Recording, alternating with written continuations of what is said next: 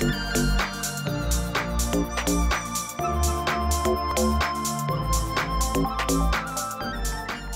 this is the opening round of that grant.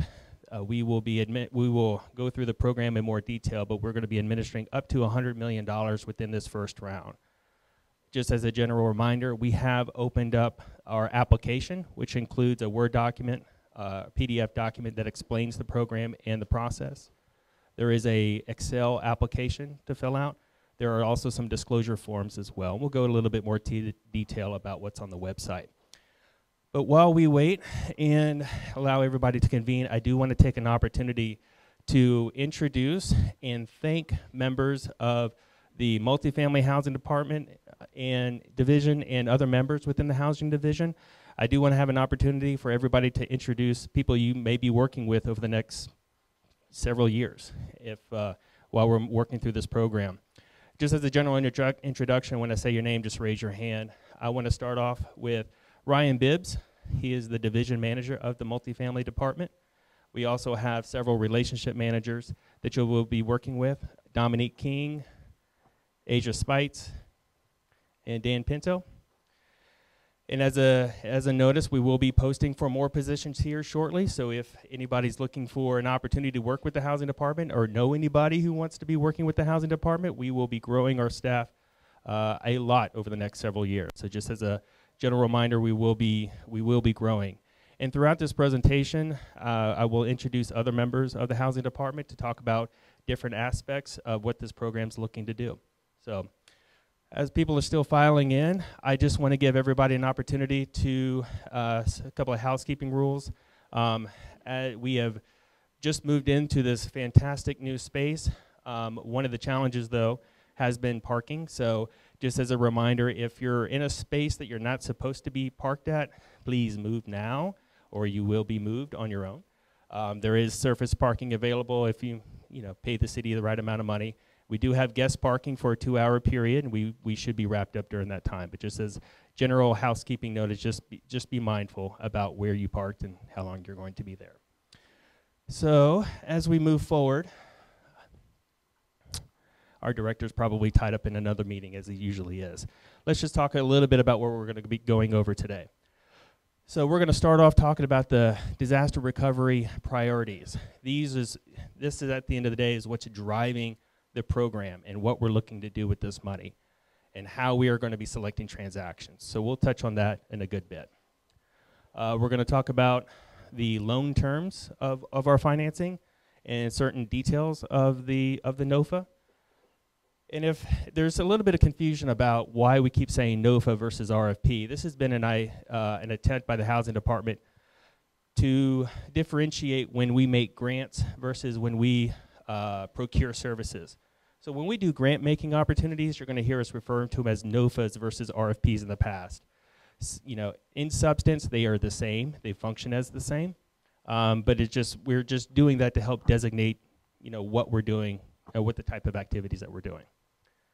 We'll talk a little bit about the timeline during this first round, especially with a lot of interested parties who are going to be applying with the TDHCA's 9% tax credit round. So we want to be mindful of the timing of what we're doing here. And then I'm going to turn it over to a couple of my colleagues to talk about different aspects of the program. We're going to talk about procurement. We're going to talk about the development standards that we're going to be instituting with this money. We're going to talk about the most important thing. I'm pretty sure you want to hear about the selection criteria, what we're going to use to pick the transactions that we're going to be financing. And then we're going to have an opportunity for our compliance group to come up here and talk about all the federal requirements and local requirements that come when you finance your transaction. And then we're going to follow up with the Q&A. I'm pretty sure there's a lot of questions on your mind about what this program is meant to do, and we will have an opportunity to answer all your questions. Just as a reminder, we'll talk about this a little bit in detail outside of today. Any questions about this program will have to be submitted in writing to our procurement group, and we'll give you some more details about that. But this is an opportunity to talk to us and ask us in person any questions that are on your mind. Once our director joins, I do want to have an opportunity for him to give a little bit of explanation about what we're doing, but we will let him, oh, there he is. Good afternoon, Tom. We were just giving general introductions, and I would like to just give a chance to have you just say a few words about the program, what we're looking to do. Thank you, Ray, and welcome to the new Housing and Community Development offices. Hope you're able to find your way here after 30 years of us being over on 601 Sawyer. I'll just say a few words and then get out of the way of the real experts who are about to talk to you. But we're thrilled with the amount of enthusiasm and the interest in terms of working inside the city of Houston. Our vision here at the department is a city where every resident in Houston has an affordable home in a community where they can thrive. And while we know we're a long ways from achieving that vision, we believe it's a doable vision, and we want to do everything we can within our power, working with you to make sure that that vision is accomplished. Just quickly, Ray gave me my talking points, asked me to make sure I hit on them, so hopefully I don't leave any out. But I'll say the first thing I've tried to do is make sure we've hired the best people we possibly can to work with you. And Ray and his team have been doing phenomenal work. I don't know what we'd be doing without him. I certainly would be in a world of hurt if he was not here, and I hope your experience in working with him and his team has been a positive one. I certainly hear from a lot of folks who've been impressed with the team that he's been putting together. So kudos to him and all of the folks who've been working on this.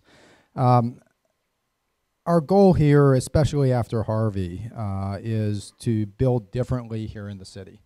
Harvey was a good wake-up call. We were certainly looking at some of these elements before then, but we want to make sure that as we build in a way where people don't have to die when it rains heavily in Houston, and where we don't have to shut down large numbers of apartments. So that means for us building up, building in resilient ways so that systems are not on ground level, building primarily out of the 100-year floodplain, although in particular situations we're willing to take a case-by-case look. It means building transit-oriented. One of our goals in moving our office was to be close to a transit-oriented location so we're accessible to people throughout the community. We know that that's going to raise costs. But we think that those costs are well worth it in the long run because it's going to provide a better long-term housing situation for the folks who we're trying to serve. True mixed income is another goal that we're trying to lean into, and there are some terrific examples that my predecessor, who's sitting here on the front row, Neil, kicked off well before I got here, but developments that have 50% market and then a mix of affordable in there. We're wanting to see more of those, and we're eager for you to be bringing us. We're interested even if it's 20, 30, 40% affordable. We'd love to be having those conversations. So we are not in the place where we think we need 100% affordable for us to be interested. And then we are still committed to deep targeting. We don't want a high percentage at those very low income levels, but one of the things that we're dedicated to is making sure that some of our most vulnerable residents in our community have places to live. Maybe only 5% of the units, but having 5%, 30% AMI units scattered throughout the city as opposed to clustered in all one location, we believe makes us a stronger community. And so that is one of the things that we are dedicated to and looking to lean in on. I think the last thing I'll just say, and it's probably no secret to anyone in this room, we're under a voluntary compliance agreement for the foreseeable future. And that is something that's no secret. It's been in the paper, so I'll just say it publicly here. If you want to get a copy of it, Ray will be glad to send that out. It was something that was negotiated about 1.5 years ago, and it relates to fair housing, and we take our fair housing obligations here very, very seriously. You cannot talk about affordable housing in a city in the South, especially a city the size of Houston, without talking about race. And it impacts the work that you do. And we're ready to lean in with you to make sure that NIMBYism, opposition, is not something that you have to handle by yourself. The first thing that is very clear in that voluntary compliance agreement that I want you to hear clearly from me is a single council member does not have veto power. It's specifically in that voluntary compliance agreement. And while they may think they do, they have a vote. They have their persuasion powers with the rest of council members, but they individually don't have veto power, and that's something that HUD has told us, and we're going to abide by that. And I will do everything I can to make sure that we are in full compliance with that voluntary compliance agreement. You're aware that these things ultimately do have to go to a vote of council, and the only way to get politics completely out of the process is for HUD or the TDHA to change the rules. And then it's a balancing act that we have to do. But here's my commitment to you. When we're up against community opposition, we want to make sure that the education is happening, that people understand what we're doing, that this is mixed income, that many of these units are for folks who are working, first-year firefighters, teachers, nurses' aides, you name it. These are the people who are living here. These are the people who were asking the neighborhood to make their neighbors. So we want the education to be there, but we don't want you to have to do this fight alone. And so we're wanting to bring in the business communities who've set goals, some very aggressive goals, like the Downtown Management District, that set very aggressive goals about how many apartments they want to have within the downtown area and how many affordable apartments they want in and around the downtown area. They've set these goals because they know it's good for business. And so if it's good for business and we're going to be housing their workers that are cleaning their downtown hotels and serving food in the downtown restaurants, they better to be able and ready to stand up with us when we are going into these communities and asking for the communities to open up their neighborhoods to us. So this is a different way of approaching it, possibly, than before. But if you reach out to Ray, you reach out to me, we'll be there to help you through that, to pick up the phone and make the calls, make the request, because we need these units if we're going to achieve the goal of becoming the city that we talked about at the beginning. I think that's everything I was supposed to talk about. Hopefully I've done it in a short enough time. Again, thank you for being here. We look forward to getting this money out. The one last thing I'll say, and I'll get out of the way. $350 million. This is unprecedented money. Again, HUD, under the guidance of Neil and his teams up there, did terrific work to make sure that this money was under local control. But our obligations now is to make sure it gets out on the street and in a quick fashion. Our goal is 3 cycles, and that these deals are done, the money spent, the units are occupied 5 years from now. That is a lot of work to do in 5 years.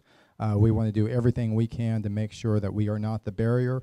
We're hiring permit folks over in the permitting office to make sure that our permitting department is not the barrier.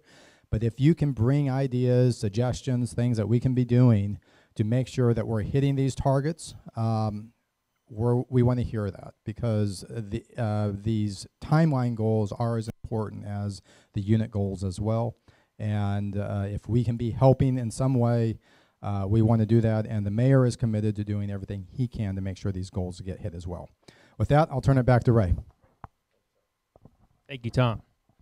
Boss man gets to speak as long as he wants. That's always the rule. So, absolutely. No, he did a great job of outlining, the overall purpose of this money. But let's jump into that. We're going to talk about our disaster recovery priorities. So this is something that you saw both within the guidelines and within the NOFA. And just as a general discussion point here, we're going to give you lots of tools today. We will put this PowerPoint slide up. This presentation is going to be webcast and will be viewable anytime you see fit.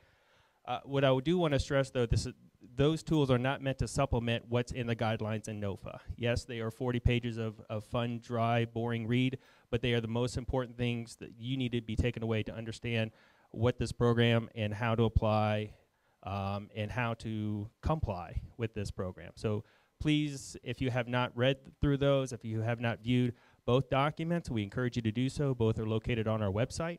But I do want to put that general announcement out there.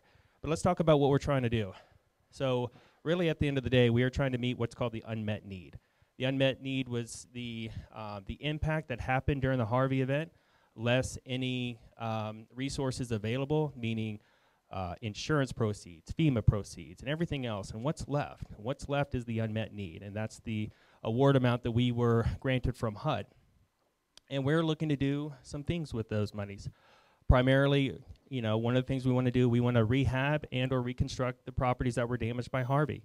That's an obvious item that we want to make sure that impacted properties can be brought back. We also want to make sure that we have a preservation strategy for affordable housing. We have a stock of affordable housing here within the city, with LURAs, you know, that can be expiring, or other mechanisms that sometimes threaten affordable housing. We want to use this money to preserve the existing stock in affordable housing and even improve the stock within the affordable housing here in Houston. We have always been very supportive of permanent supportive housing and homelessness initiatives and special needs housing, and we will continue to do that. One of the things we addressed within our action plan is addressing homelessness initiatives. And that is something we're going to be very focused on with this money going forward.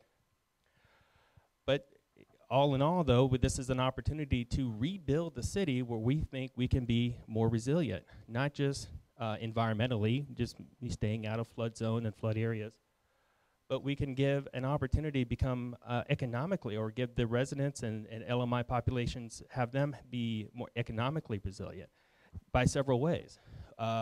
Investing within revitalization areas like Complete Community and TERSs. We are also interested in areas that have low poverty concentrations and high performing schools.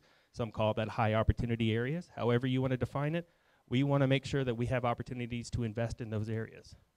Transit oriented development sites. We believe transportation costs impact affordable housing, the impacts, you know, for affordable housing households. So we want to take advantage of $2 billion of light rail, bus transportation in those areas, and we want to make sure that we have opportunities to put housing where we think it's going to do the best benefit. And finally, areas of high rental rates.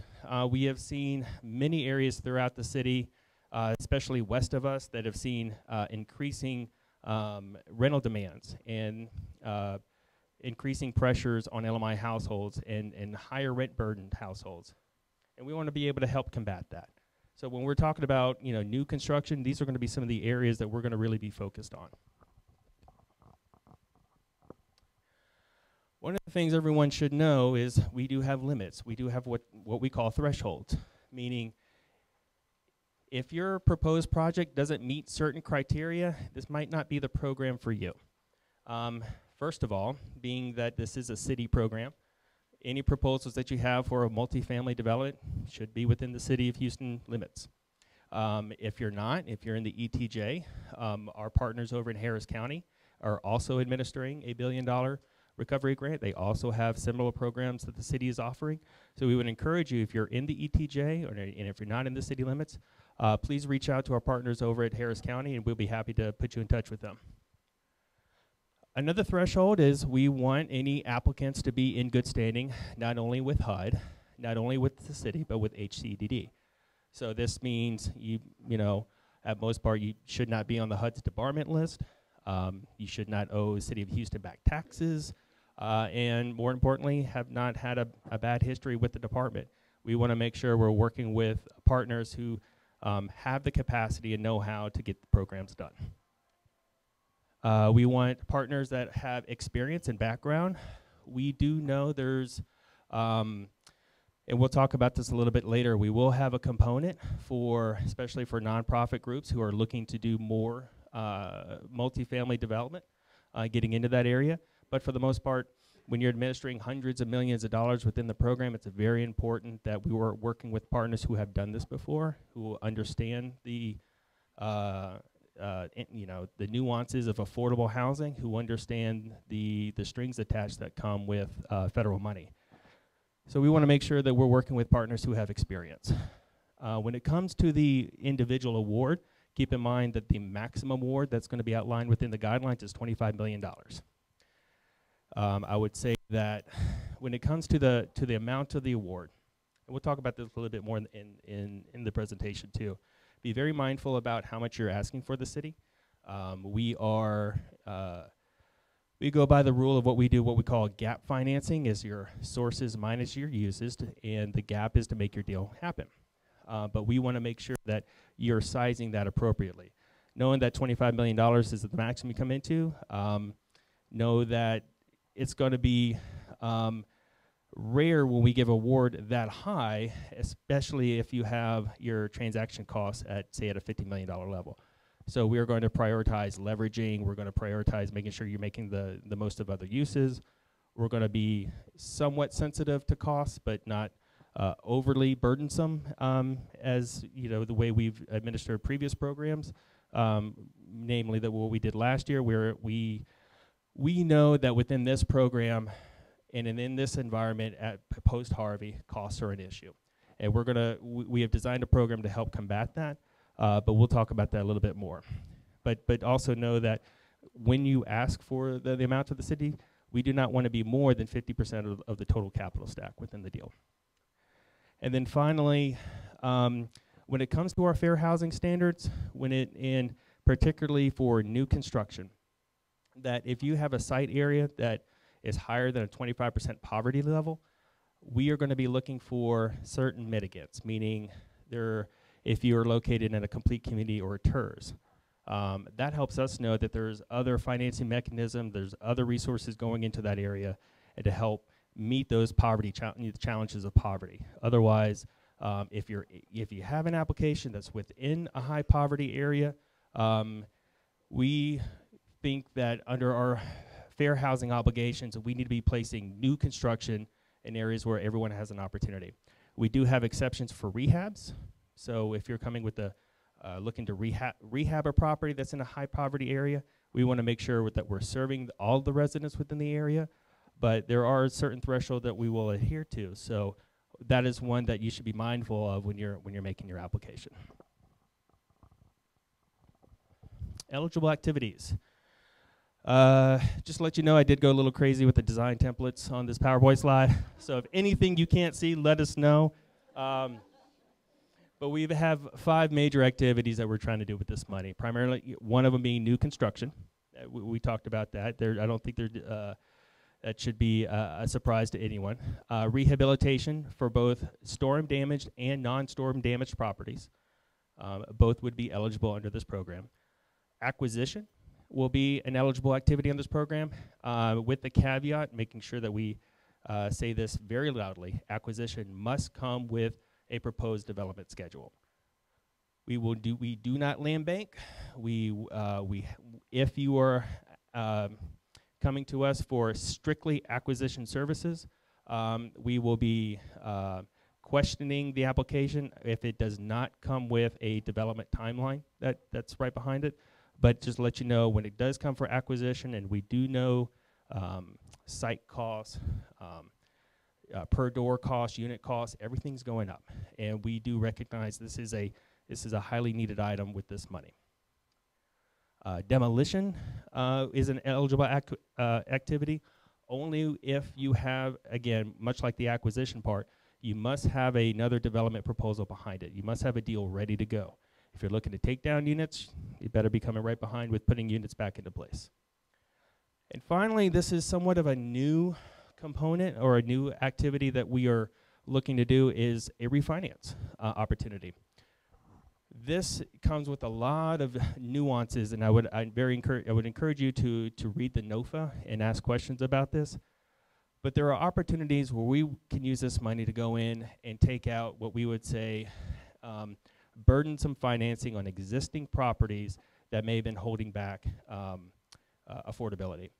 One example that always comes to mind is if you have a property that's say that has no rent restrictions on it, and you're looking to us to come take out, say, a highly leveraged loan, and you're coming to us and looking to reposition that debt, and you're coming to us and you would be giving us, say, the 51% of affordability mix that we're looking to get, we would actually look at that application as a refinance opportunity to increase the affordability stock within the city. So there is more detail within the NOFA about that activity, but we would encourage you, and this is somewhat new, that we are experimenting. GLO and HUD has had questions about this, so we are continue to work out the details with them.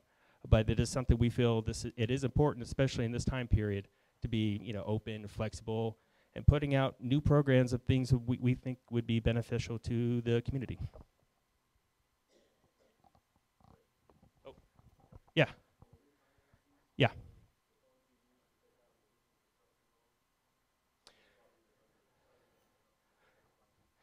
Good question. So the question was on the refinance piece, could the financing be used to take out a construction loan? I tell you what, we'll hold questions if you can. We'll get through the presentations. We'll do Q&A at the end, but that'll be the first one we address, if that's okay. Really quickly, let me go through the loan terms. Our awards, for the most part, are structured as non-amortized loans. That's something the department has done for a long time now. It will be secured with a deed of trust. It will be secured with a note. It will be in a subordinate position to your senior lender. However, one thing we stress is the LURA itself, the document that enforces all the rent restrictions, that is in a senior position. Something that's not done across the country, but here in Houston, here at the department, we feel strongly our LURA goes into senior position. So when you're working with your lender and you're working with your investors, they have to know that and be comfortable that when our LURA goes into place, it primes all liens on the property. We also will have a minimum 20-year LURA. This comes straight out of the Federal Register. Different programs have different affordability periods. For this particular program, both for new construction and refinance activities, we will require a minimum 20-year life. So be mindful if you're proposing, say, a renovation on your property. We are going to be looking for your property to have at least a 20-year life to meet the LURA. We also, and we'll talk a little bit about this in the scoring, we also have a component to increase, you can elect to increase the LURA up to 40 years. The benefits of that would be many times we will have a repayment obligation within our note, meaning at the event of sales or refinances on your property or cash out refinances. Let me state that completely. There would be up to a partial repayment of our loan. If you sign up for a 40-year LURA, we do not enforce partial repayments. Basically, it would be forgivable at the end. But if you are signing up for a 20-year LURA, it will be a payable in event, like I said, either a sale or a cash out refinance. And then there's also going to be a 1% interest only component. And much like the repayment obligations and the interest only, $350 million is a lot of money, and we'll be able to finance a lot of units. The intention, though, we do not want that money just to go out into the ether and be forgiven and not be recapitalized. The idea is to have this becoming a reoccurring source, a housing trust fund at the end of the day that we'll be able to use this money to refinance into other properties in the future. All right, let's talk about the rent restrictions. And really what I'm highlighting today, and I should have started with this, I'm really highlighting the specific aspects of our disaster recovery program. The housing department for 20, 30 years has put out funds for multifamily, and you've seen many of these terms live in many of those programs. What I'm highlighting with you today are really specific nuances about the disaster recovery program, really things we haven't done before, one of which is being the rent restriction mix. So within the within CDBG, the minimum target is usually a 51% affordability requirement that comes, meaning at least 51% of the units have to be rent restricted, primarily for LMI residents. And in the past, that's been defined in many ways. Sometimes it's been at 80% AMI and below. Sometimes the department has designated any rent restriction to be at home or the home requirements. This one we're doing a little bit differently. We tied our affordability targets to the needs assessment that we got back. And really what the needs assessment said, a third of the households that were impacted were at 30% AMI and below. A third of the households that were impacted were from 31% up to 60% AMI. And then the balance of the households at 80% AMI and below. So we were charged with the task of how do we service all of these households?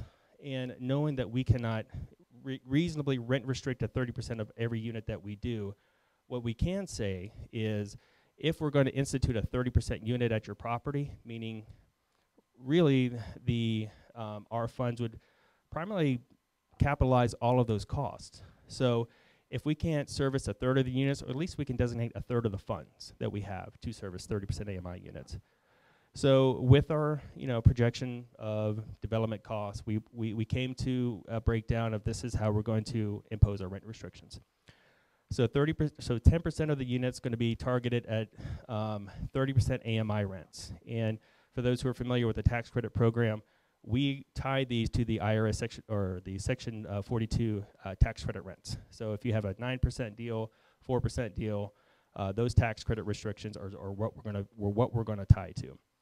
So 10% of the units going to be restricted. So 10% of the units that we restrict. Again, this is that 51% that we're talking about. 10% of the units at 30% AMI, 20% of the units at 50% AMI, 40% of the units at 60% AMI, and 30% of the units at 80% AMI. And this is a chart that was in the NOFA, but really what this breaks down to is, and this is a sample of a sample 100-unit transaction with an idea of being somewhat half market rate, half rent restricted. So the minimum requirements, as you see here, if you have a 100-unit property, 5 of the, say, one-bedroom units would be tied at 5 of the 100 units would be at 30% AMI. 10% of the, or 10 units at 50%. You see the breakdown in the chart there. I'm not going to go through it item by item. Thank you. But this is just an example of what to see. When you open up the Excel file, and when you start typing in your unit count and unit rents, you will be able to see what the department is looking to target as far as affordability. We've built in nice little nifty macros that if you're not giving us enough units or you're not designating enough units to meet this target, there's a big red button that comes up and says no. So if you see anything that says no on your rental breakdown, you have a problem, and the unit count is not right. So we need to make sure that you're tying, you're associating the right number of units to the right rental target. Also within the Excel application that's online, you actually see the rents, the 2018 rents for the Section 42 for Harris County. So you'll be able to directly tie into those rents. You will have to account for your own utility allowance, which you will have to reference the Houston Housing Authority utility allowance schedule, and depending on what your utility mix is, you will have to input that on your own. But after that, you'll be able to calculate the appropriate amount of NOI to size up your loan and everything else that'll run your pro forma. Let's talk a little bit about the timeline real quick, especially with all the interested parties who are applying for the 9% tax credit rounds. Very quickly, within the NOFA that you see all applications for this program, for this first round is going to be due March the 29th. The department will do a 30-day threshold review, so we're going to take every application and we're going to make sure that it has everything that you need. You have supplied your application fee and you have included all the exhibits that we require. And so throughout the 30 days, you will, if you receive a notification from the department that your application is deficient in any way, you will have 5 business days to cure it. Otherwise, we send it back to you with your check and say, thank you very much, try again next year. We are attempting to have our initial awards announced by June the 1st. And taking it to the rest of the project, we will do approximately a 120-day underwriting review that's done in-house. And once that is completed, we present each transaction to our housing committee that is held on the 3rd Tuesday of each month. And then finally, during that time while we're doing the underwriting period, we also are doing document preparation. And ultimately, every transaction that we do is presented to City Council for approval. Usually timing is, once we present to Housing Committee, rule of thumb is 4 weeks after that, we target presentation to City Council. Real quick, let's talk a little bit about the 9% round, who the interested developers who are looking to apply both for 9% credits and our funds. We are very aware of the timing implications that March 1st is your deadline to submit your tax credit application to the TDHCA. Part of your application most likely is going to require a letter from the department that you have at least applied to our NOFA, and not knowing that you will not get we will not announce awards until June the 1st, you will most likely have to submit a notification to the state that you've at least applied.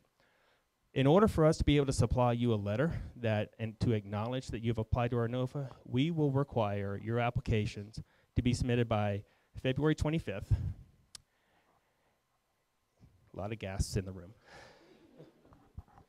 February 25th, to allow the department to go through the application package, make sure that you've presented the information, and we'll turn around with you with the letter.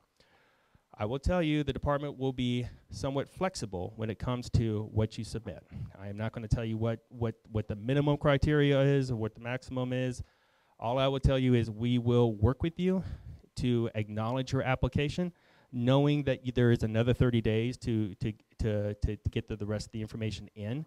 But we want a substantive amount of the information, as much as you can provide by the 25th. Real quickly, for those who are also applying for the 9% round, knowing that you're going to submit an application that is contingent of you getting 9% credits. One thing we will allow is an opportunity for you to alter your application before we start scoring. So if you look at this timeline, and that you see that our applications are due on March 29th, and we do basically a 30-day review of each application. During that time period, before April 30th, and if you want to make an amendment to your application, so by that time, if you know you're not scoring in the 9% round, and you're going to want to switch to a 4% deal, you can submit a revised sources and uses, a revised application to us that we will take into account, and we will score it that way. So allowing some flexibility for you to be able to apply one way and make amendments and changes before we start scoring. Knowing that there has to be a pencils down moment when the committee goes into review for each of these applications, but there will be an opportunity to change your request to the department. So if you're going to switch to a 4% deal, knowing that you're probably going to need a higher amount of subsidy, then we will review it that way.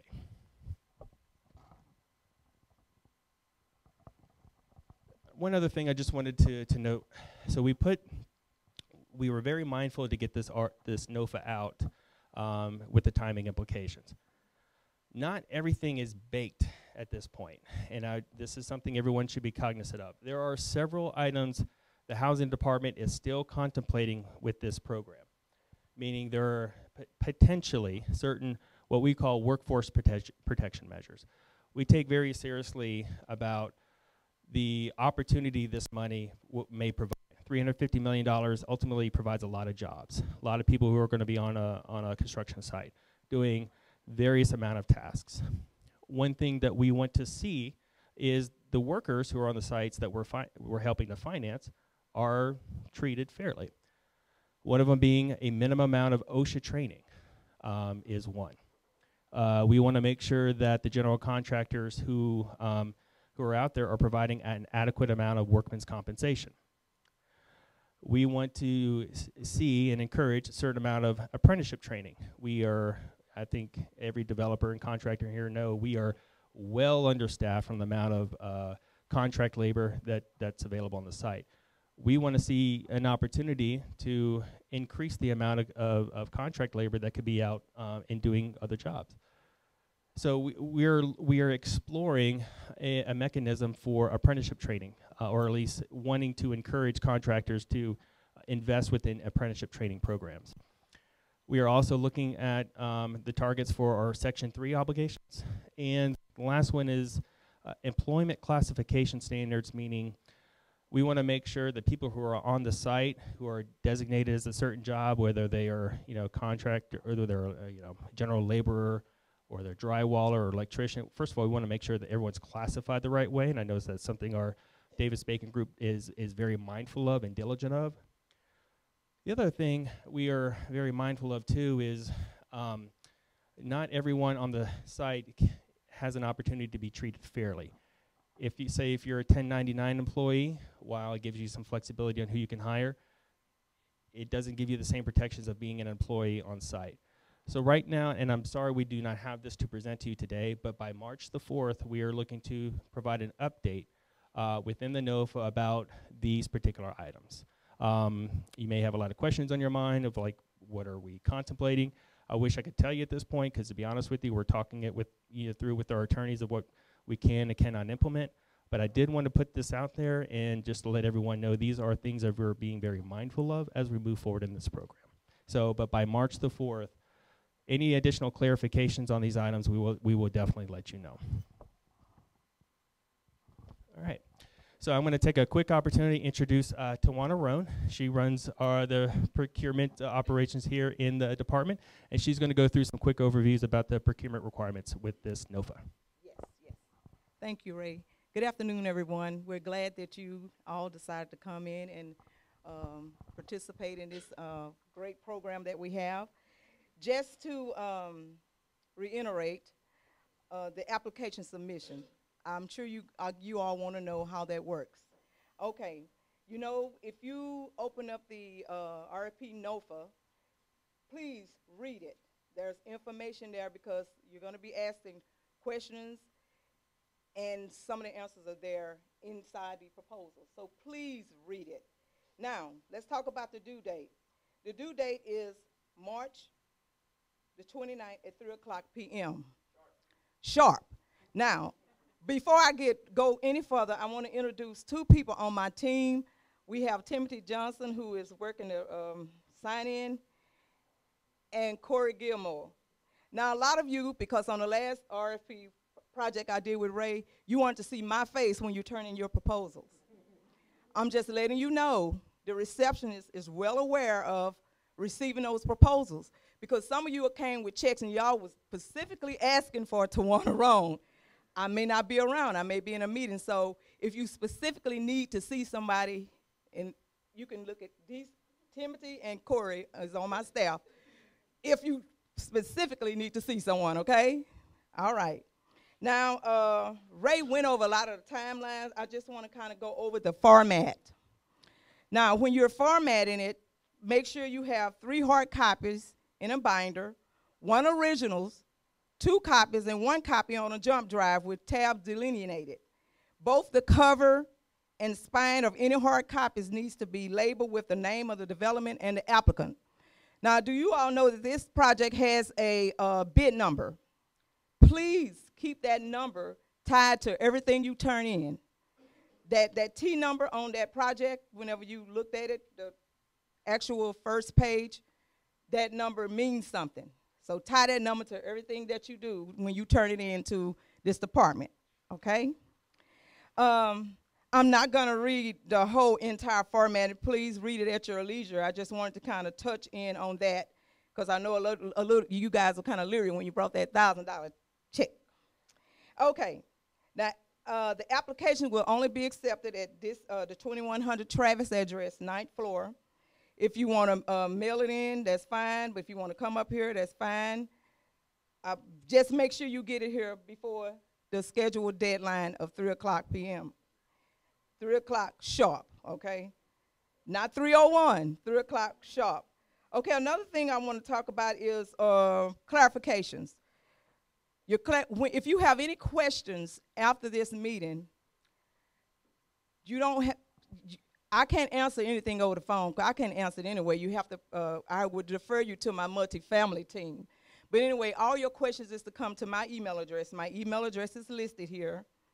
We would get you those. The deadline for those questions is March the 8th, 5:00 p.m. That's your deadline. We're not taking any questions after that. The response to the questions would be March the 15th, okay?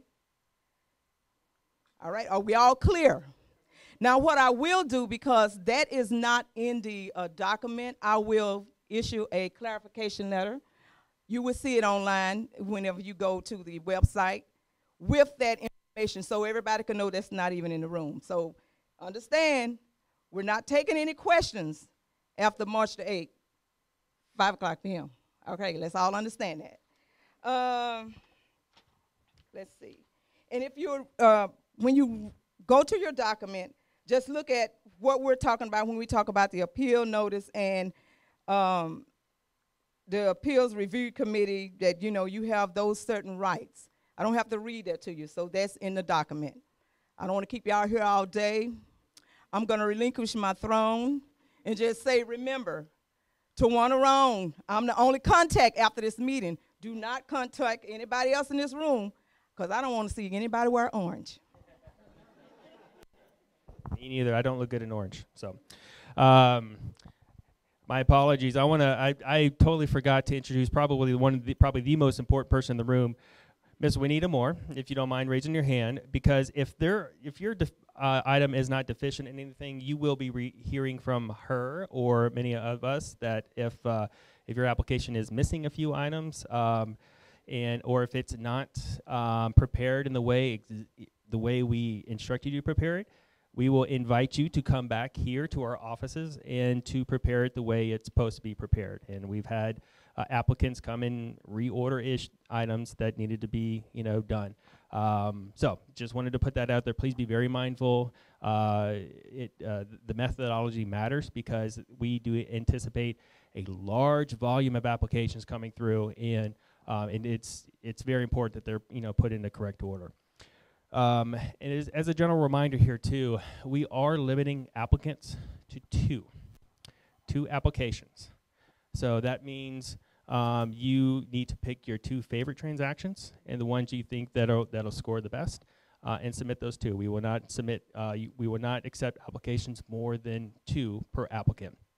We're going to talk a little bit later about our program for joint ventures. If a nonprofit wants to joint venture with a for-profit developer, that is not subject to the 2 applicant limit. But I do want to say, if you're planning for applications, you will be limited to 2. All right. So I'm going to introduce Mike Forenza. He is our project manager and administers several items of our programs, and he's going to talk to you a little bit about some of our development standards. Well, I guess one of the biggest changes, I'll show you in just a second. We monitor 2 accessible standards in our department. Your project might have more than that, depending on other funding you might have. But the 2 that we monitor, one is fair housing. You should be pretty familiar with that one. The second one is the 2010 ADA standards, and it also includes the 11 HUD exceptions. Back in 2014, HUD decided that the UFAS standard, since they really can't change it, they went ahead and allowed people that were receiving funding from them to utilize the 2010 ADA standards. But they went through those standards and they said, as long as you use these 11 exceptions, then it is equal or greater than UFAS, so you can use it. That same year, TDHCA adopted the 2010 ADA with the 11 exceptions as their standards. Immediately after that, the General Land Office adopted it. So we pretty much had to, because to try to use UFAS and 2010 ADA on the same job it would not work. Your architect would run screaming down the street. So this is the standard. This standard is in your handouts. It's on the website. This standard is not something that you can get close. Good faith effort, we appreciate it, but we won't accept it, because HUD doesn't accept it.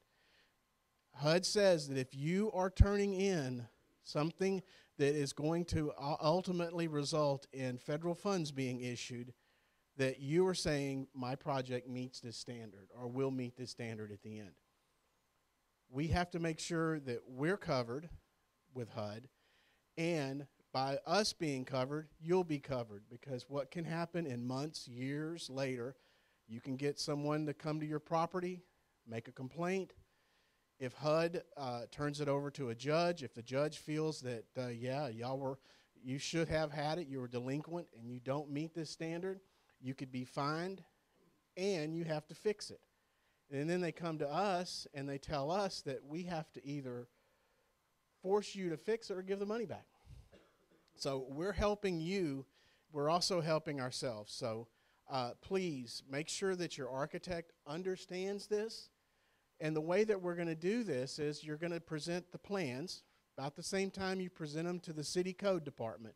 If you'll send them to our third-party consultant, they will review them. They will come back with a report. Your architect and the third-party consultant can talk back and forth. They can work it out. But at the end, we want the architect to be able to have the ability to go in and change the plans, so at the end, we won't have a problem. Once we finish with a third-party consultant, our friends at the General Land Office want to look at them as well. Those plans will be sent up, the accessible plans will be sent up to them to be reviewed. Then your project will start. When you're at about 50 to 70% of your accessible units, not of the whole project, but of your accessible units, our third-party consultant will come out to the property and do an inspection. Hopefully we can catch any problems at that point. So you're not completed yet, you still have the subs on the property, so you can get it corrected. After that, we will contact the GLO, and they will come out and do a 50%. We want to make sure it's all clean and ready to go when they come out, so they basically don't find anything.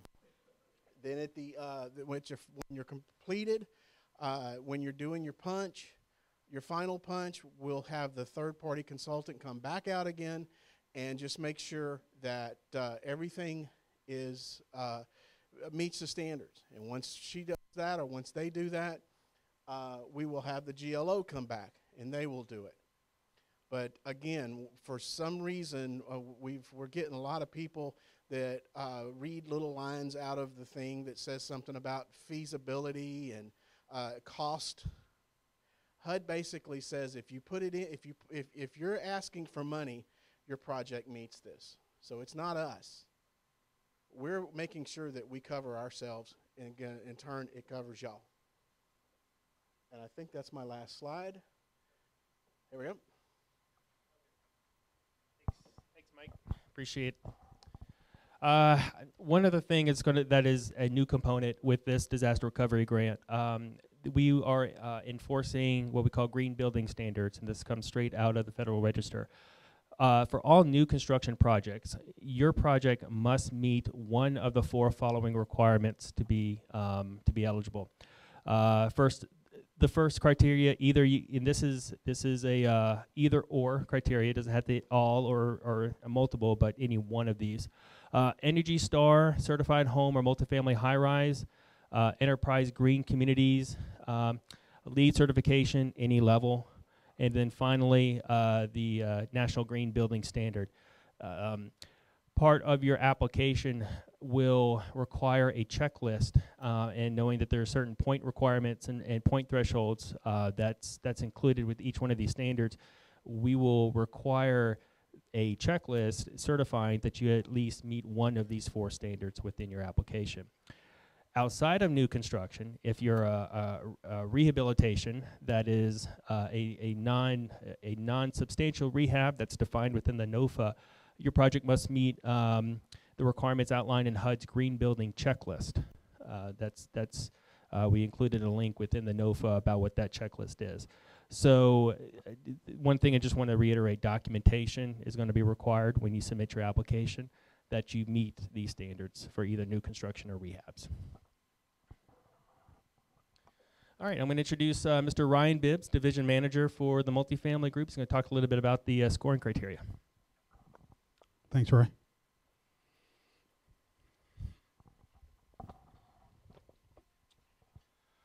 Okay, scoring criteria. I wanted to talk to you a little bit about the nonprofit capacity building, also the developer experience, site location, project information, and financial analysis. In regards to the small to mid-sized nonprofit organizations, we would love to work with nonprofit organizations. We just want you to have a track record, some experience working with multifamily projects. If you don't have a track record, you could also do a joint venture with a company that has a long line of history of doing multifamily projects. That would be a good way to prioritize, for us to prioritize your project in our NOFA. We'd be looking for experience as far as number of units, total cost, and project ownership and management. In regards to the site location, we would be looking for projects that are located in the complete communities, also in concerted revitalization areas. Complete communities being Acres Homes, 2nd Ward, 3rd Ward, near North Side, and the Gulfton location. And we have about 27 concerted revitalization areas in the city of Houston. In regards to poverty concentration, we would be looking for projects that has a concentration below 25%. If your project has a poverty level above 25%, there's a way to mitigate that, and that's being located within a complete community or the CRA.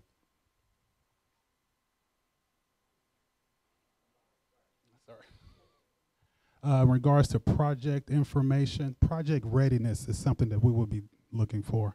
When we say project readiness, we mean right after project is awarded and council action has taken place, we need your timeline to stress that you would be ready to move forward and close within 6 months. Local support, mixed income composition, Ray touched on that earlier. What we mean by that is 51% of the units, which would be the restricted units, should be in regards to AMI. 30% AMI, 50% AMI, 60%, and 80% AMI. Local support, we are looking for how you have reached out and verified local support in your community. It could be civic club, it could be a council member. Those would be the type of support that we'd be looking for. In regards to financial analysis, the pro forma analysis is where we will be looking at all of the costs in regards to the total cost, project unit costs, and verifying if those costs are reasonable or not. In regards to cost analysis and leverage, well, let's go with leverage. Leverage analysis is where we'll be putting in 1-to-1 ratio as far as gap financing. So no more than 50% of the deal, but the max would be 25 million. And cost analysis is where we will be also reviewing all of the analysis in regards to your project costs. We'll ask you to do a cost reasonableness report, make sure that their costs make sense to us. All right, thanks. Thanks, Ryan. Appreciate it. Just to reiterate, these criteria is outlined within the NOFA. You'll be able to see the criteria, and even we put percentages as far as the point valuation of. So you're going to see how, or at least how we weight these different components that Ryan spoke about. So just be mindful about within when you're applying, making sure your deal is comports to what we're looking for, and that's the best chance to get our money. So. I'm going to take the opportunity. This is Crystal Boise. She's division manager of our Section 3 and MWSB group, and she's going to be talking a little about some of the compliance obligations with this money. Hello, and thank you all for your interest in working with us to continue to create valuable communities. As Ray said, my name is Crystal Boyce, and I am here representing the Contract Compliance Division, which is encompassed of Section 3, MWBE, as well as portfolio compliance monitoring areas. For the purpose of this meeting, I will be discussing MWSBE as well as Section 3 program requirements that will be applicable to project activities for this project. To begin, MWSBE, just in case you all aren't familiar with what those acronyms are, that is Minority Women-Owned Small Business Enterprise. Per Chapter 15 ordinance, as well as federal procurement laws, we will be responsible and required to ensure that we strengthen minority participation for construction activities as it relates to these projects and these funds. Construction activities will be advertised with a 34% MWBE goal. To be clear, that breakdown is 23% MBE and 11% WBE, with a substitution up to 4% for SBE participation. We will expect good faith efforts of the general contractor to ensure that subcontracting opportunities are provided to the greatest extent feasible to certified vendors that are certified through the City of Houston's Office of Business Opportunity. To make sure we're extremely clear, only certified firms that are certified through the City of Houston Office of Business Opportunities can be used to achieve participation requirements on this project. For more information, feel free to visit the City of Houston Office of Business Opportunity website, who can definitely walk you through any certification processes or information that you need. Section 3. So Section 3 is a provision that was implemented by HUD to ensure that opportunities are created for low and moderate income persons as well as businesses that employ such persons. To be clear, that is for activities related to housing construction, public construction, and rehabilitation services. So this project will definitely be subject to Section 3 requirements. Who is subject to comply with these requirements? Which contractors? And so for any subcontractor or contractor who receives a contract that meets the $100,000 threshold, they will be expected to adhere to Section 3 program requirements. Numerical goals, and so there will be 3 numerical goal requirements that will be subject to this project. That will be a 10% construction goal, and so that's 10% of all construction-related activities should be to the greatest extent feasible if opportunities arise, should be provided to Section 3 business concerns. There's also a 3% soft cost, and so that's for non-construction related activities. You name it, compliance, accounting, anything non-construction related activities. We will expect you, if opportunities arise for contracting, for you to direct those opportunities to certified Section 3 business concerns. There's one more. There's also a 30% new hire goal. So if there is any opportunity for employment, we will expect you to provide preference to Section 3 residents who are certified with the City of Houston Housing and Community Development Department.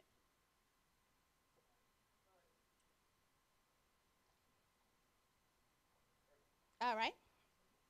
So how can we become a Section 3 business concern? What are the qualifications? And so there's 3. We're not asking you to meet all of those requirements, but at least one. And so I will go down with the breakdown. So 51% or more of a business that's owned by someone who would be considered a Section 3 resident. Another qualifying category would be if at least 30% of your permanent full-time staff are qualified as a Section 3 resident.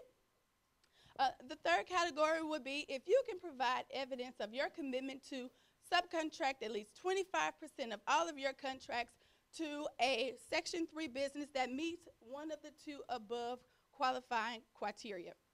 A Section 3 resident.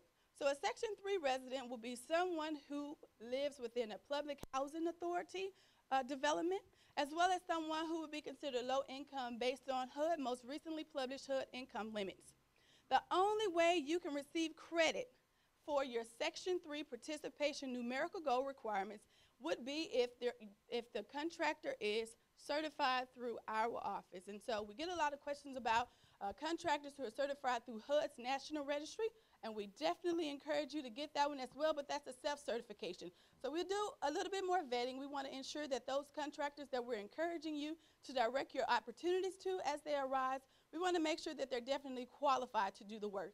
And so in order for those contractors or even the persons, the residents, to become certified, they will have to complete the application process, which is completely done in-house through our contract compliance Section 3 professionals.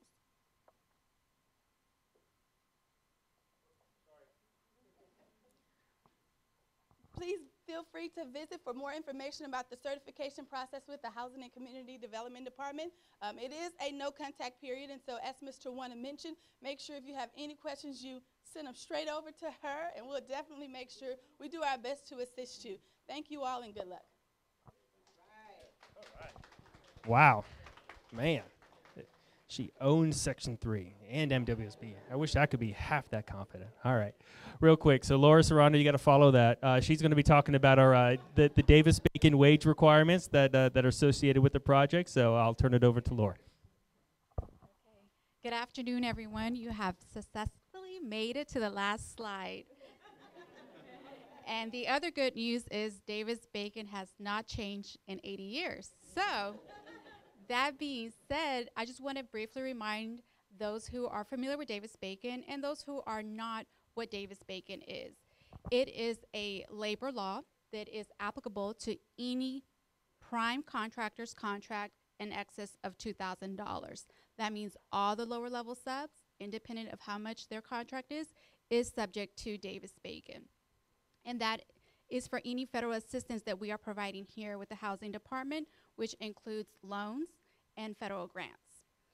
What does that mean with the labor law? That means workers have to get paid a minimum amount issued by the U.S. Department of Labor, their prevailing wages, plus any applicable fringe benefits. So we look at certified payroll. The good news is we have moved on over to technology, and we have an LCP tracker software system, so we don't do paper payroll. I know some other people are still doing paper, but we are not doing paper. So we save a lot of time, a lot of headache, and we are mandated to provide technical assistance. So anyone who might be intimidated to do Davis-Bacon, please don't. We will provide one-on-one training throughout the whole entire project, before the project, after the project. Whenever someone needs assistance, we are here to provide it. We even do it by phone, but we want to make sure that we're reaching out to everyone so everyone understands how to stay in compliance. So that's my piece. I'm going to take it back to Ray.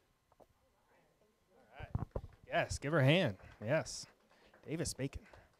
No, thank you, Laura. I appreciate that. Thank you to both. And we definitely want to have the opportunity to inform you about some of these compliance requirements that, these are the strings attached that come with the federal money. These are not the only strings. We encourage you to read that NOFA very carefully. There are several things we did not cover today. URA is a big factor that comes in with these funds as well.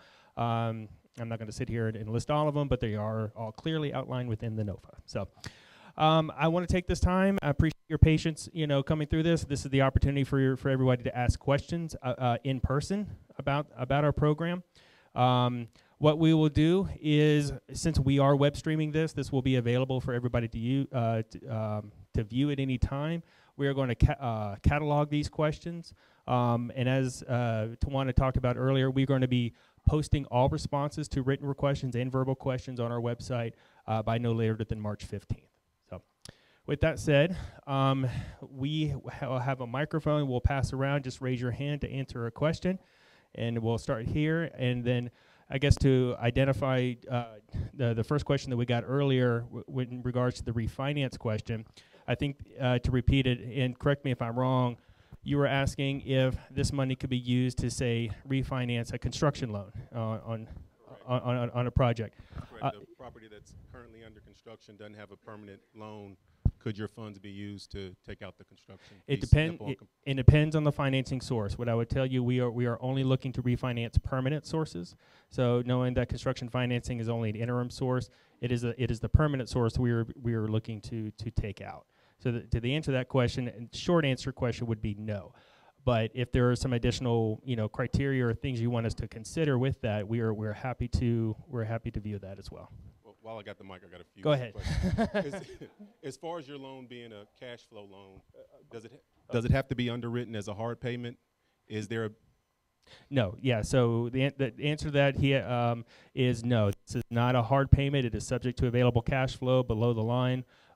So your lender and investor can underwrite that money as such. So it is not a hard pay. Okay, and with it being below the line, do you have expectations of where it will be in the waterfall? Can it be second position to private equity, or does it have to be the first tranche that gets paid? No, not necessarily first tranche. And for all the tax credit investors in the room, we will let you know we do support it to, say, deferred fee and everything else that will make your tax credit investor happy.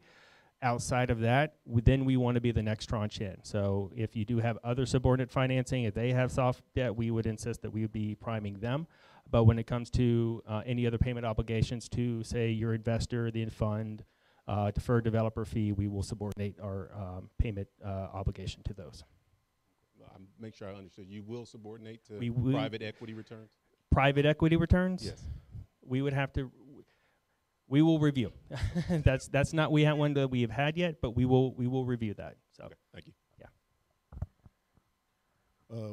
Sounds like you kind of answered one of my questions, but just to be absolutely clear, can we have more than one site in an application, like a bundle? Yeah, so I guess like a scattered site. So you have one application with multiple sites. Correct. Correct. Yes, we will evaluate a scattered site development. Just to be clear, though, the scattered sites are still under a common ownership. So you have one partnership or one entity owning those multiple sites, but the answer is yes. Okay.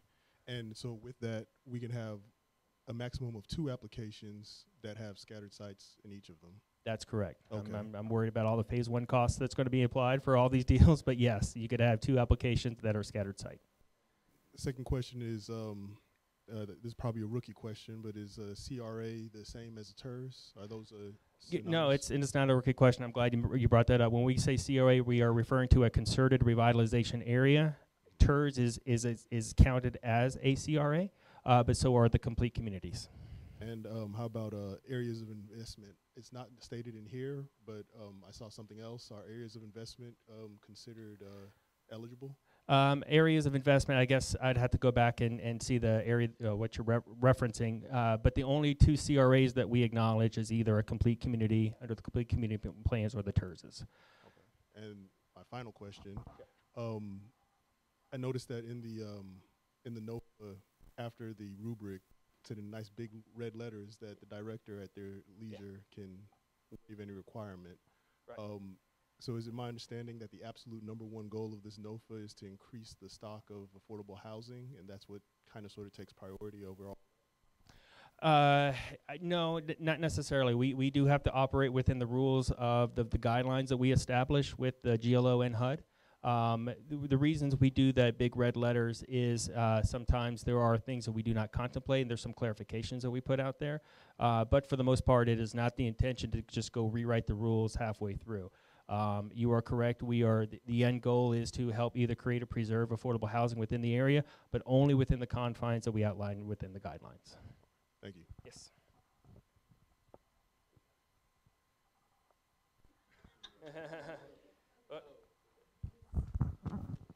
Play the telephone. Thank you. Hello. Yeah, I have, I guess, 5 questions. 5 questions. All right. So I'll be quick. Will going beyond the 51% affordability make a project more competitive in any way? Good. Okay. Sorry about that. Oh. I'll say it again. Will going beyond the required 51% affordability make a proposal more competitive in any way? That is a good question, but no, quick answer is no. We do not have a leverage requirement going above the 50%, mostly because we're trying to preserve the mixed income approach. Got you. Also to that same point, I don't know what's wrong with me. The market rate composition in the NOFA, it speaks to some percentage. I think the language is it doesn't give like an amount of market rate that it's looking for. Are you looking for 5 or 10 or 20, or is it just? We do. What I would tell you within our scoring criteria, we do leverage the higher amount of market rate units you are able to leverage.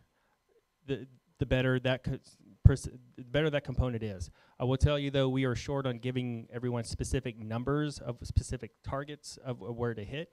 You know, a lot of that scoring will be objective, but that's criteria that we evaluate internally here in the housing department. Got you. What level of architectural drawings are you looking for at underwriting? At least during the underwriting stage, you know, as Mike, talked about earlier, we need the plans to a level to make sure that they're ADA compliant.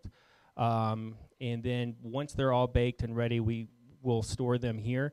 But during the underwriting phase, usually no less than 75% set of plans that we use. Mike, 75% set of plans, is that the minimum that they need for ADA review, or is it 100%? The percentage of plan completion. Do they have to have 100% completed plans for the ADA review, or is it 75, 80%? At least 100% of the bathrooms and kitchens. Okay. Everything else and pretty much the driveways and sidewalks. And just to repeat, he said 100% of the plans and kitchens need to be incorporated within the plans. Sidewalks, bathroom. Okay. So that. Everything ADA related. Correct. Got it. Thank you. There you go. 2 more questions. I'll be quick. Can you give a little further clarification on the ability of joint ventures to work on more than one project or more than 2 projects? Great. Yeah. I don't know if you heard, but the question was, I guess giving more detail on the joint venture option within. So the idea is, again, we're trying to do more things with the money than just building units. We're trying to build capacity as well. So building capacity with nonprofit groups to bring them from a level of, operating maybe, doing single family home duplexes into an opportunity where they can do larger scale development, knowing that they don't have the resources all at this time. So within the NOFA, you do see a very detailed approach of how a nonprofit and a for-profit organization can come together. There are certain things that we're going to be looking for, and several of the developers here who are familiar with the hub requirements would be surprised that we adopted a lot of those. We want to make sure that the nonprofit group has a material economic interest within the deal. So a threshold of 50%, and that can come with a number of different caveats. That could be ownership percentage, share of the cash flow, share of the developer fee. Any combination of the such can add up to a 50% component. But we want to make sure that they have an economic incentive in the deal, but also they have a material participation in the deal to make decisions for capacity building, and we're even looking for a mentoring opportunity for the for-profit developer with the nonprofit. Do you have one more question? Well, just to clarify with that one, so for example, okay, we're gonna have to make sure we give everybody. Then the final question is just site control. Yeah. With a option agreement or a letter of or a conditional letter to transfer. Yes. Yes. That as long as you have the ability to go on the site, you could do the due diligence that you're needing to do. Yes, that would document a site control. Correct. So I'm gonna go here. Thank you. I just had a question about partial credit options. Looking at the different criteria, in terms of access to local transit. I mean, yes, we're looking at a few sites, and there is local transit, but it may not be the 15-minute bus opportunity. Is there partial credit for that and for amenities as well? Maybe 1.1 miles. So to answer your question, there is part. So if you're not close to what we call high frequency transit, which is service every 15 minutes, but if you're on, say, the blue or green line that has a less frequent service, we do give credit for that as well. Okay. Obviously, we weight the high frequency transit more in the criteria. Thank you. One more question is about resident services. I was reading through and I didn't see much definition on what resident services mean. Great point. So what we're looking for as far as resident service is again, this really kind of pertains a lot to the tax credit program, where we lever on the requirement that the state imposes to provide certain service to the residents that include financial education and service. What we can do, and I think that's probably a great point, is we tend to rely on some of the state's criteria because we do participate with tax credit programs so well. So one of the things we can do is put out some clarification about the specific requirements for resident services that would count towards that criteria. That help? Okay. Am I allowed one more? Oh, yes, absolutely. Okay. It's a general one, more about reasonable and customary costs. I guess same idea. Looking Yeah, for a bit that's more definition on what I would tell you is, so the housing department has an internal component. We have a what I would call pretty robust access to development costs. What we would consider reasonable. Now it will vary. If you're going to go out here and you build a podium style development, it is not comparable to say to a garden style that's going to be in an exurban area. So we do rely on our own scoring criteria to determine what is reasonable. One of the things we do in our underwriting is we get a plan of cost review to make sure that first of all the cost can be done for the stated amount and that they are quoted reasonable, which is the HUD standard that we do. But it's just a long way of saying that it depends. What cost reasonable is will vary on where your development is and what you're building. Quick question, in the context of the Section 3 certification process, for local hires, typically the HUD requirements don't require a local hire component or even allow it. For those projects that may be seeking to have a local hire component, are you going to support it? And aligned with that, for the work that you'll be doing to help contractors, both for identifying subcontractors that meet MBE requirements, will you be providing a dating service to that effect? Great question. And some of this, Crystal, I don't know if you can help answer some of these questions. I'll turn some of it over to you. To your questions on local preference, and before I get the glare from Neil from his previous life, is actually for the federal procurement standards, we can't necessarily have a local preference, within the procurement standards. So that's not something we're actually able to enforce. But to your questions about the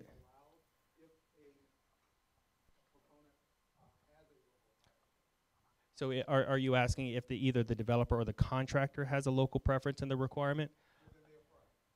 I don't know if any of my colleagues in the room are able to answer that. If not, that's something we'll have to provide some, and we'll post some clarification on our website. So allow us to get back to you on that question. Okay. As far as the dating service, marrying, Crystal, is that something you're able to help us of how we can partner subcontractors with the Section 3? So do we have any programs that help to do that? Absolutely. Well, actually, I have our community involvement coordinator here who's eager to connect you all, and so I will turn it over to Ms. Karen Franklin and let her share a little information about our connection fairs and our partnering efforts that will come about for these activities. Thank you, Ms. Boyce, and let's give Mr. Miller a big hand and the entire multifamily house, the entire family. Yes, we absolutely do. Our goal is to ensure that each of you, private, has an opportunity to align with not only our minority women businesses, equally our Section 3 certified residents, as well as the business. We call that our connection fair, directly to what you're looking for. Hello, Jason. So that you can have an opportunity with us facilitating it under your preference so that you can come together. I love the term, the dating service, but clearly, as Mr. Miller referenced, no, we're not here to match nor make any recommendations, but absolutely, we're obligated to give you that opportunity to increase your utilization plan and satisfy those goals. Foster new relationships. There are businesses and residents within our local communities that are well capable of accomplishing that work. That's what we're here to do, staying clear within those guidelines. So hopefully that answered directly your question. Mr. Miller? Thank you. Absolutely. Thank you, Ms. Karen. All right. I've got a question up here. If you can wait for the microphone so everybody can hear. Hi, Ray. Oh, okay. We'll go here, then we'll follow up. Oh, no, go ahead. It's already there. Okay. All right. Let's go here. Go and get the other one done. All right, here we go. Do you have an idea of when the second round notification will come? Yes. next year. What we're planning to do with this money is to have an annual runway. $350 million is a ton of money. A lot of people have asked me, why aren't we doing this in an open procurement? Why are we rolling out of tranches? First of all, our fantastic staff only has so many hairs in their head. So having to administer $350 million at once would be a monumental task, is a monumental task. So what we plan to do is have annual procurements. So this, well, hopefully, we plan to roll the next one out by December of 2019, having a little more runway. But what we plan to do is to have the development community know that we're going to come out with another deal. So if you don't have a deal ready to go right now, you have 10 months to be working and preparing on a transaction to be coming out the next year. And the same thing will happen in December of 2019. We will roll out, hopefully, our final NOFA at that time to expend the final amount of our funds. So we plan to do this within a 3-year cycle. Okay. Is it on? Yeah. Quick question on timelines. 9%. First, thank you for letting us put the applications in 10 days. But that being said, the balance of the timeline seems to run with 9 and 4%. Just want to remind the department on the 9% side, those that are awarded the credits have to be closed and under construction by November the 30th. So you're running the 4% potential awardees at the same time. That's going to be probably problematic for everybody. Right. So just FYI to that. Thank you, Donna, and we are cognizant of the QAP requirement to close by November 30th, and just to let everybody in the room, we will put the 9% deals front in line, and I will say that too because of, we're able to leverage a good amount of the money from the 9% round. It's one of the reasons why we're trying to time our NOFA this way to make sure that we are aligning with the state's application period with the 9%. So just know that if you are putting in a 4% deal, you are likely to be placed and if you are awarded, you'll probably be placed in the back of the line while we process the 9% first, and then turn our attention to the 4% second. So that is our plan, to prioritize 9% awards to make sure we meet the state's timing requirements.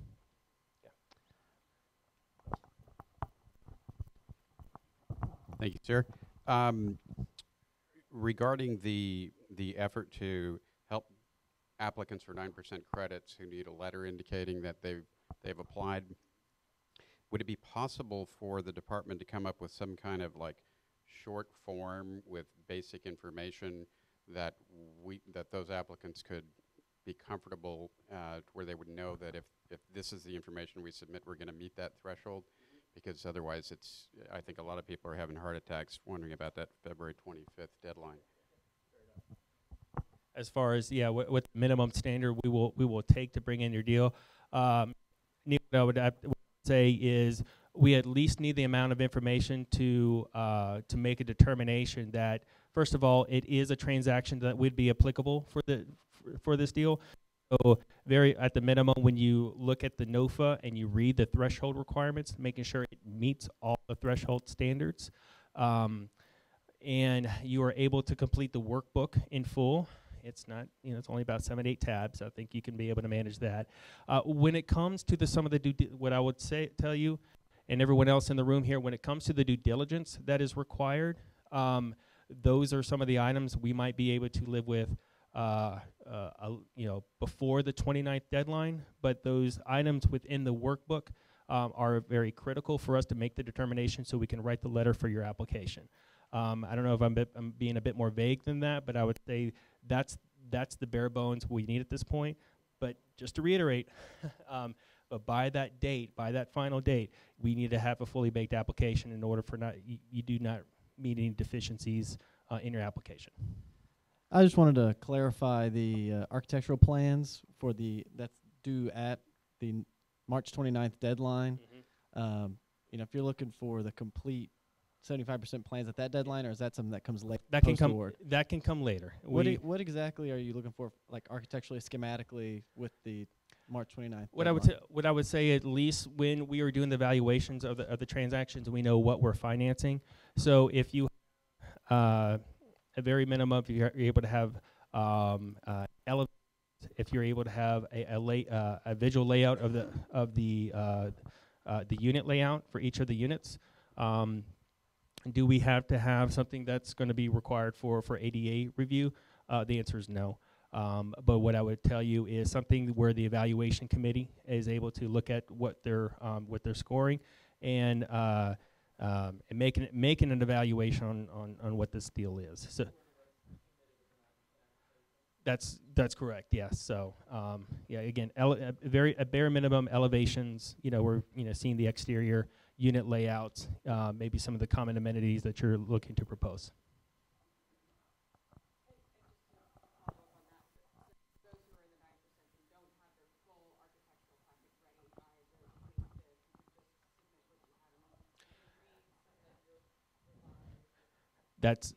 So the question was for transactions that do not yet have a fully yet baked set of plans that would typically go in the 9%, to be able to submit that by the February 25th deadline, and then once they're ready to submit, a couple of weeks later, you're able to submit to us what you submitted to the state. That would be okay. But again, everything being in by the March 29th deadline. Hey, Ray. Could you speak a little bit about the repayment for 20 and 40-year terms? Okay. It looks like the 40-year term may not be subject to repayment requirements.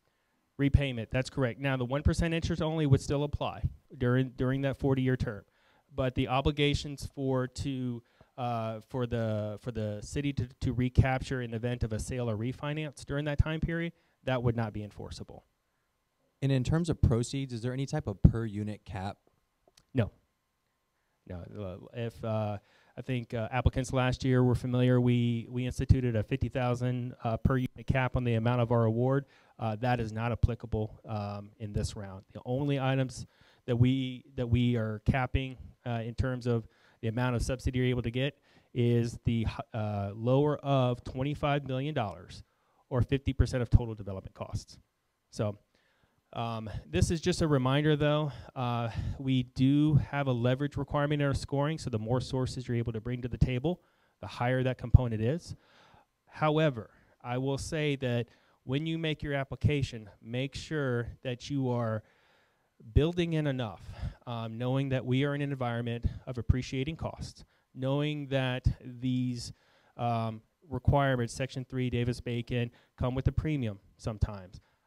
We highly encourage when you're submitting your request to anticipate any potential cost increases that may happen, not even at the time of application, but even 6 or, God forbid, 12 months when you're ready to close or under construction. Be very mindful about the amount that you are applying for. It is much easier to go to lower than increase your award. I will say that. So just be very mindful when you're putting your request in.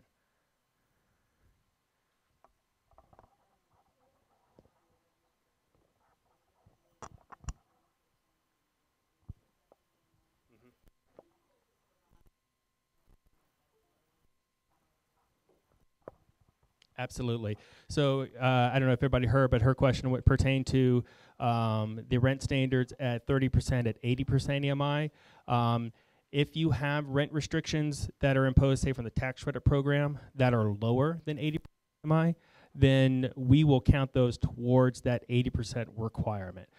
So we will underwrite to the most strictest standard in your deal. So if you're coming to us, but at the same time, be very cognizant if you're applying for a 4% transaction, and typically they're all 60% units. Be very mindful, though, we are requiring 30 and 50% units. So if you have the balance being 80% units, or I'm sorry, 60% units, we will count those towards our 80% criteria.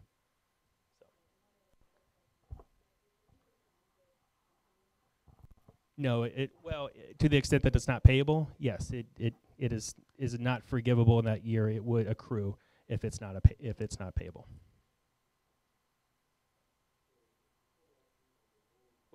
Is your microphone on? Is it on? Okay. So just to follow up, please, on the long term. So it's can you just clarify, because you mentioned 20 years and then 40. So basically, if you go with the loan 40 years, then it becomes, if you don't sell it or refinance, you don't have to return it after? If you sign up for a 40-year LURA in a 40-year affordability period, correct. There would be no obligation to repay the department during that time. It's an intent for us to have long-term affordability at that project. So if you elect for a 40-year affordability, there would be no repayment obligations. Right. So the minimum is 20 years, and then minimum it is 20 years, and if Okay. you sign up for the minimum, there would be prepayment obligations. Okay, and then just second question, please. You mentioned the city of a Houston address. So does it have to be a Houston, or Harris County? No, the rule of thumb is if the site is obligated to pay taxes to the city of Houston, if you pay city of Houston taxes, it is in the city of Houston and it's eligible. If it does not pay, if the site is not obligated to pay city of Houston taxes, it's either in the ETJ or somewhere else in Harris County, and it would not be eligible for this program, but could be for others. So, for example, Pasadena, would that qualify as? I don't think there's any areas of Pasadena. I know I know Webster is, but I would check the tax roll. So. Just a couple real quick questions. With regards to the refinance being an eligible activity, would interim acquisition loans be eligible for refinancing? The word interim, that's what makes me question on it. As it pertains to same question as to the other one, what we would be really looking for to refinance is a permanent source. Permanent source of finance has to be taken. And also the other financing option is creating affordability or enabling affordability. So if the refinance is again spurring affordability that's not there, that was previously there, that's great. Or if it aids to increase the affordability on a project, that's what we're looking to do with that eligibility.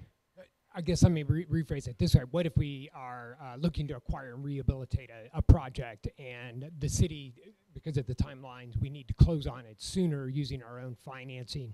Can we then use the city financing to take us out from the acquisition? If, under that example, there's a component where, say, if it's owned at one point and there are no restrictions, and then the city comes and refinances your source, and thereby we go in placing affordability restrictions on an application to make sure that if it's applicable, based on what that scenario, that is something we could explore. And I think with regards to an earlier question, you mentioned access to local transit is on a graded scale. Is poverty concentration on a graded scale as well? Lower poverty concentrations, more points? It is. So, with 25% outside of a CRA or TERS, the lower the poverty concentration area it is, then yes, the higher the priority, or the higher the scoring you would get in our criteria. Well, Ray, first of all, thank you for putting on this seminar. You'd mentioned earlier about the joint ventures and dealing with nonprofits, and how if there's a nonprofit in the deal, that they're not going to be held to that 2 applicants a threshold. What about the vice versa? If there are other nonprofits that are involved and a developer is partnering up with other nonprofits, will the developer be capped at that 2 application limit as well? I guess under your example, if you're saying if one nonprofit is running around making joint ventures with lots of developers, if they would be subject to that cap? Or if the developer found multiple nonprofits? I would say it's probably not the intent of the program to have organizations using this as an opportunity for, I guess, a scoring mechanism. I guess internally we would be very mindful if we saw multiple joint ventures with one for-profit firm. Because to be honest, at the end of the day, what we're intending with this program is this ultimately a mentoring and capacity building effort. So we would be evaluating. So for example, we saw a developer, going into, like, say, 4 joint venture partnerships. We would be probably skeptical on their capacity to help 4 organizations at once. So this is the intent to be very mindful and deliberate, making probably one transaction at a time. In relation to the amenities, the NOFA lists 5 amenities within a mile. Yes. Does it have to be all 5, or does that fall into the partial? It's a gradated scale, so the more amenities that you Okay. put in there. I would also say too, the amenities that you are putting in, will be evaluated by a committee. So for instance, if you're putting in a Walgreens to count as a grocery store, no, that's not something we would be permissible, and that's something we would be reviewing internally. So. Use the microphone just because everybody can hear and the world can hear you too. Okay, he just told me it's in the NOFA. The map is in the NOFA. Correct. Yes. Thanks for. Yes, we do have outline mapping and links to both the complete community areas and the TERSs that are applicable as CRAs. So I know this is primarily about multifamily housing. However, for the nonprofit portion, we were considering adding in a small portion of one of the sites to have some commercial space with the intent to have the nonprofit utilize it on behalf of the residents and the nonprofit's goal. Would y'all consider that? So answers yes. So having like a mixed use component within your site, but be very mindful that the dollars that we have are for housing, is for a housing component. So if you have, say, maybe a commercial or retail, that would have to be sourced somewhere else. So whether you're having a different, equity or debt paying for that space, that's not something our dollars can be used to finance. But the answer to that question is yes, we have reviewed mixed use before. So in essence, if 20% of the land and 20% of the build out was going towards the commercial, and we were to carve that out, but y'all would still take a look at that, and y'all might look favorably upon it? I wouldn't say we necessarily would have to carve it out. It could still be included under the partnership scheme, but I'm just saying the dollars that we use to finance, you would have to find other dollars to finance either like a retail section or a retail component in the deal. Anybody who has not asked a question yet, just want to make sure everybody has an opportunity. I know we're getting a little short on time here. Want to be mindful, and especially if you're parked downstairs, they are serious about the 2-hour thing. So just be mindful. So is it a non-starter if the project is not in the target area? Is that a non-starter? No, yeah. And so just to be clarified, the requirements for this is a citywide grant. Any sites citywide applicable outside of the thresholds are eligible for this fund. If you're in a CRA, it's a prioritization. You get additional points if you're in either a TERS or a complete community. Just want to make that clear. You do not have to be in a TERS or complete community to be eligible for this program. Doesn't hurt, but this is a citywide grant. I think we had, So my question's on the schools. So if you're in a area that I know it's elementary, middle, and high, if any of one of those 3 fail or needs improvement, does that automatically kick out your deal? So if you're zoned to a school that's IR improvements required, that is correct. It does not meet threshold, except if you're in a complete community or you're in a TERS area. In addition to, we also look at refinancing a transaction that's in a zone to a school in IR. That is not a threshold item either.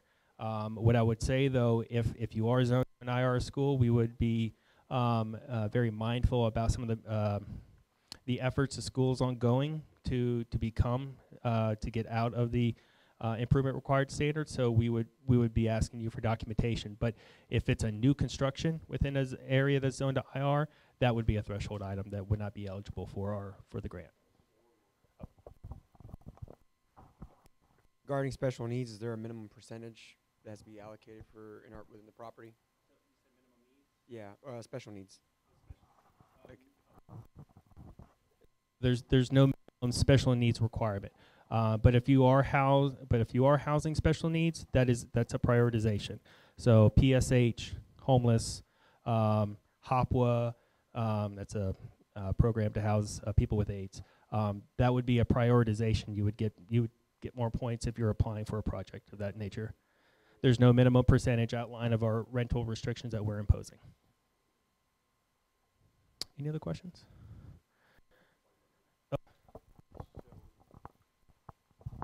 On the rent restrictions, when you're talking having, you have the 10, 20, 40, 30% of the different category breakdown. Is that applicable just to like the threshold 51% affordability? If you did 70% affordability in the deal, would you just have to meet what was 10% of at the 30% units of 51%? Correct. Yeah. So even if you exceed the 51% affordability, our enforcement, our LURA, is only going to be enforcing the 51% of our requirement. So whatever breakdown. So even if 70% of your deal is affordable, we do not enforce our affordability on that 70%. It's only 51% of the units. Yes. It does not. No. It could.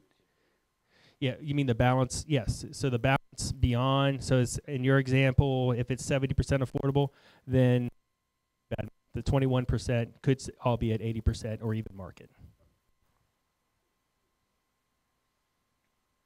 Any other questions?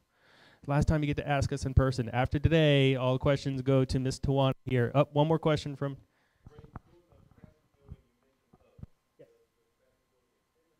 It does not extend to hubs. It is specifically 501c3 nonprofit organizations.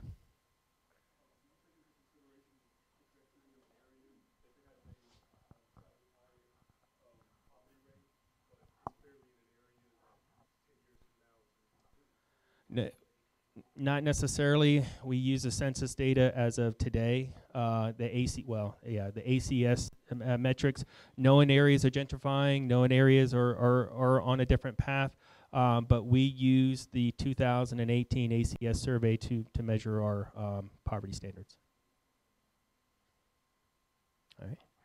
Like I said, I want to be mindful of everybody's time. Unless there's any other questions, thank you so much for coming. We're really happy we saw the interest. We will be, if there's any other questions, you know where to go. Otherwise, thank you very much.